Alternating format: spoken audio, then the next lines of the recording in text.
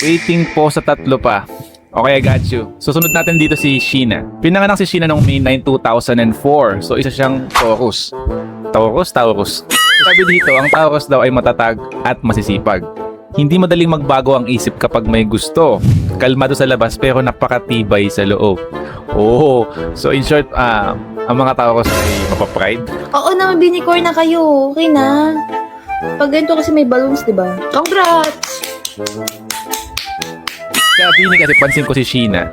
Siya yung malakas ang appeal. Lalo na pag sumayaw siya, hindi mo makita sa kanya yung pamimeke kasi stage performance tsaka yung facial expression na nagmamatch. And one time may naalala ko kay Sheena na hinihingi ng isang fan yung number niya. Can I get your number?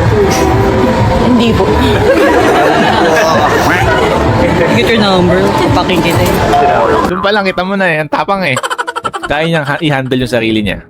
Next, si Stacy. Pinanganak noong July 13, 2003. Isa siyang Cancer. Cancer daw ay maalaga at emosyonal. Sobrang attached sa mga taong malapit sa kanya. Parang nanay ng tropa. Laging nakaalala kahit hindi sinasabi. Okay, dito na ba papasok ang Stacy at Joe?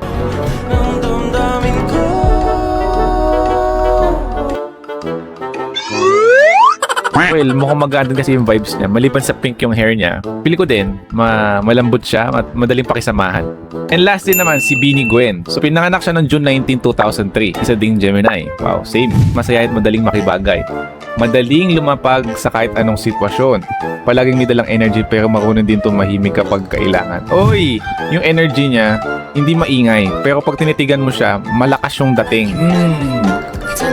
Ayun, siya yung aura vibes.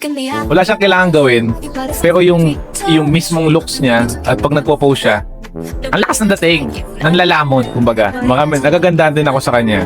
Maganda lahat ng Beanie members, pero iba yung packaging ni Gwen. Mayroon pa kayong request, i-comment nyo lang sa baba kung sino re-reactan natin.